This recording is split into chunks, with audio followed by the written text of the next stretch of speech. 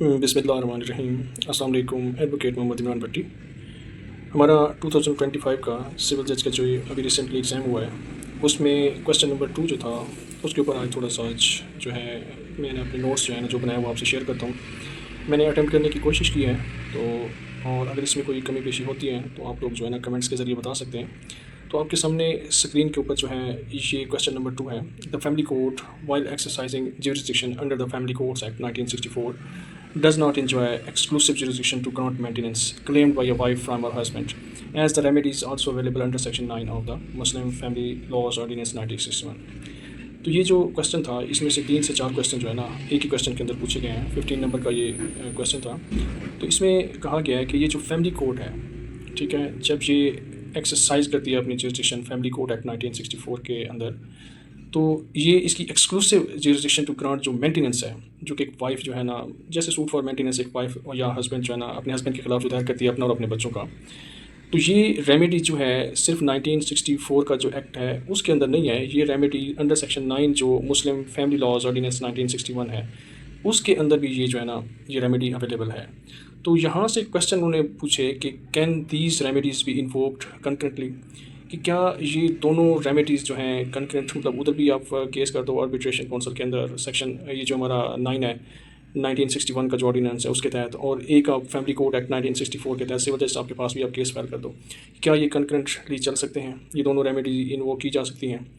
दूसरा, इफ़ सो, अगर ये दोनों इन्वोक की जा सकती हैं, is the family court judge vested with jurisdiction to grant an injunction or stay proceeding before the arbitration council।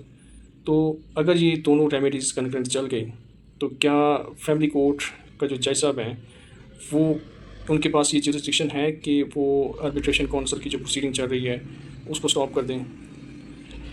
What course should the family court judge adopt in a case where the wife seeks maintenance simpliciter if remedies are invoked concurrently।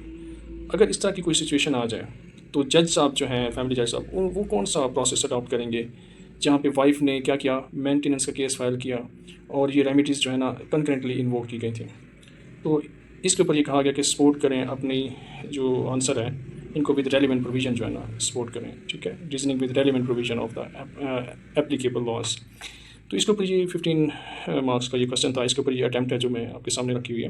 तो इसमें जो पहली बात है concurrent remedies, तो मैं आपको इसके ऊपर जो है मटेरियल प्रोवाइड कर रहा हूँ। पेपर अटैम्प्ट करने का तरीकाकार हर किसी का अपना ही होता है, तो ये मटेरियल जो है ना आप लोगों के लिए हेल्पफुल होगा।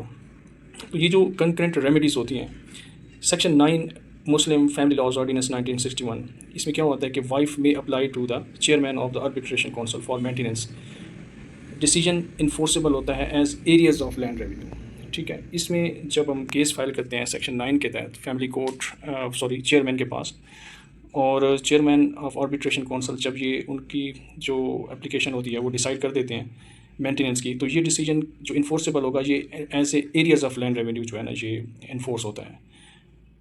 और section 17A family court act 1964 क्या कहता है कि family court can fix interim and final maintenance. तो जो रेलिवेंट प्रोविजन है सूट फॉर मेंटेनेंस की सेक्शन 17A के तहत 1964 का जो एक्ट है उसमें ये है कि फैमिली कोर्ट को इख्तियार दिया गया कि वो इंटरम मेंटेनेंस या फाइनल मेंटेनेंस दोनों क्या कर सकती है, उनमें वो एक तो डिग्री कर सकती है और उसमें नीचे जो 17A के तहत जो नीचे प्रोविजन दी गए हैं ऑटोमेटिकली एनुअल इंक्रीज़ भी कर सकती है, ठीक है। और अब आ जाते हैं सेक्शन 21 जो है फैमिली कोर्ट एक्ट 1964 का, वो हमें ये बताता है कि nothing in family court act affects Muslim family laws ordinance जो 1961 का है उसकी प्रोविजंस को जो है ना उसके ऊपर एप्लीकेबल नहीं होगा।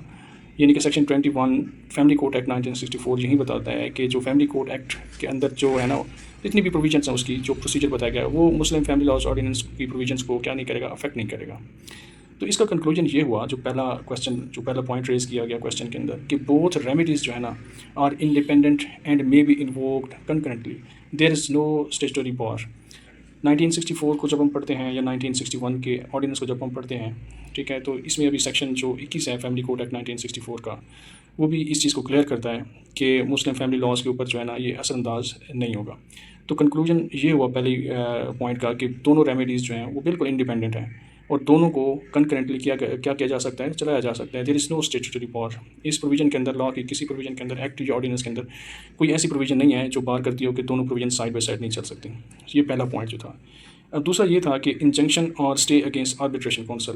तो वही जो हमारा सेक्शन 17 की 1 क्लास हम पढ़ते हैं फैमिली कोड एक्ट 1964 में, वो बताता है कि सीपीसी की प्रोविज़न, ठीक है, इंक्लूडिंग ऑर्डर 39 जो इंजंक्शन से डील करता है, और एक्सक्लूड क्या करती है, इनको एक्सक्लूड करती है अनलेस एक्सप्रेसली प्रोवाइडेड। जैसे कि सेक्शन 10 की हमने बात की कि वो एप्लीकेबल होगा, तो सेक्शन 10 भी अगर एप्लीकेबल होगा तो वो सेम कोर्ट्स के अंदर अगर कोई ऐसे मामला चल रहे हैं वो यहाँ वहाँ पे एप्लीकेबल नहीं होता कि आर्बिट्रेशन काउंसिल के अंदर कोई मामला चल रहा हो यहाँ पे, ठीक है। तो आर्बिट्रेशन काउंसिल में जो मामला होता है वो जुडिशियल प्रोसीडिंग नहीं होता, just like quasi judicial proceeding होती है। सेक्शन 10 वहाँ पे एप्लीकेबल होता है जहाँ पे कोर्ट्स के अंदर मामला होते हैं, कोई जुडिशियल प्रोसीडिंग चल रही होती है। अब यहाँ पे इंजंक्शन और स्टे अगेंस्ट आर्बिट्रेशन काउंसिल में जब हम 17 फैमिली कोड एक्ट 1964 को देखते हैं तो वो सीपीसी को क्या करता है, एक्सक्लूड करता है।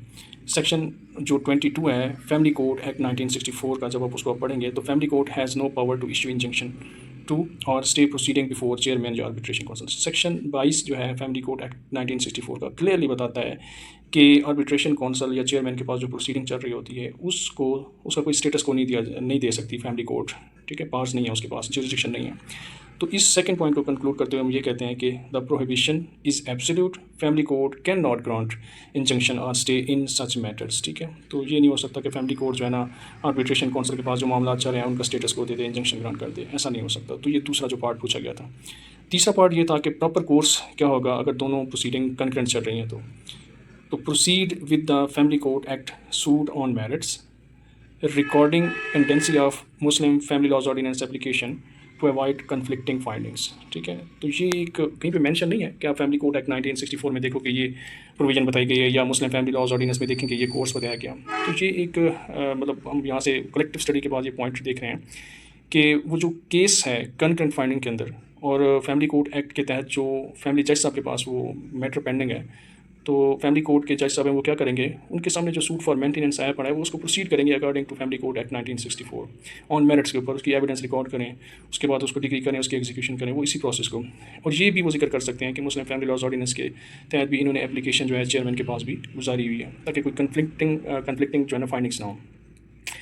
Allow arbitration council proceeding to continue independently, no power to hold them, क्योंकि फैमिली कोड एक्ट बताता है, ये जो हमने अभी सेक्शन 22 फैमिली कोड एक्ट 1964 पढ़ा है कि उसमें जो इंडिपेंडेंट प्रोसीडिंग चल रही हैं आर्बिट्रेशन काउंसिल के पास, चेयरमैन के पास जो पेंडेंसी पड़ी है उसको हॉल्ट नहीं कर सकते, उसको स्टेटस को नहीं दे सकते। प्लेंटिफ क्या करेगा, may choose to withdraw one remedy voluntarily but can not be compelled by court, लेकिन कोर्ट उसको कंपेल नहीं करेगी कि आप उसको जाके पहले केस को वापस लें, इस तरह के मामला नहीं होंगे। प्लेंटिफ को खुद चाहिए कि वो वहाँ से विथड्रॉ करवा ले ताकि वो जो कन्फ्लिक्टिंग जजमेंट्स ऐसी कोई ना हो। तो लास्ट में उन्होंने रेलिवेंट प्रोविज़न पूछी हुई, तो 1961 का जो ऑर्डिनेंस है उसका जो सेक्शन 3 की सब क्लास 2 और सेक्शन 9 जो है ना वो रेलिवेंट है।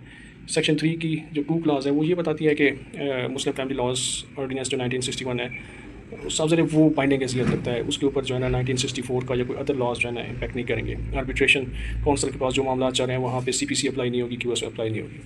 और जो फैमिली कोड एक्ट 1964 की जहाँ पे रेलिवेंट प्रोविजन है वो 17 जो कि कहती है कि क्यूएसओ और सीपीसी एप्लीकेबल नहीं है। 17A हमने कहा कि जो मेंटेनेंस से डील करता है। 21 और 22 जो है ना ये रेलिवेंट प्रोविजन है इसके तहत। तो फाइनली हम इसको कंक्लूड करते हुए कहते हैं कि remedies under section 9 Muslim Family Laws Ordinance 1961 and Section 17A Family Code Act 1964 are concurrent and distinct. The Family Code cannot, by virtue of Section 17 Subclause 1 and Section 22 Family Code Act 1964, restrain or stay arbitration council proceeding. The correct judicial approach is to proceed with the family court case while permitting arbitration council proceeding to continue.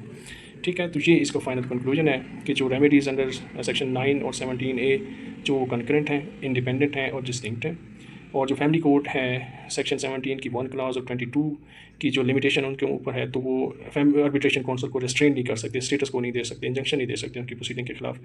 और जो correct judicial approach क्या है कि दोनों matters को जो है family court act के तहत जो मेंटेनेंस का सूट है उसको इंडिपेंडेंटली प्रोसीड करना चाहिए। और फैमिली कोर्ट क्या करे, case while permitting arbitration council proceed to continue. Arbitration council का एक अपना प्रोसेस है, वो अपना प्रोसेस करें, और फैमिली कोर्ट एक्ट 1964 के तहत जो फैमिली जज साहब बैठे होते हैं उनका एक इंडिपेंडेंट प्रोसेस है। तो होप कि ये कोशिश आपको अच्छी लगी होगी। जिन लोगों ने ये पेपर्स दिए हैं वो इसको कंपेयर कर सकते हैं, और मेरी सलाह के लिए भी कोई ना कोई चीज़ें जो है ना आप कमेंट्स बॉक्स के अंदर लिख सकते हैं कि मैंने कोई चीज़ मिस की है। भी स्टूडेंट ऑफ लॉ कई चीज़ें हो सकती हैं जो मिस हों।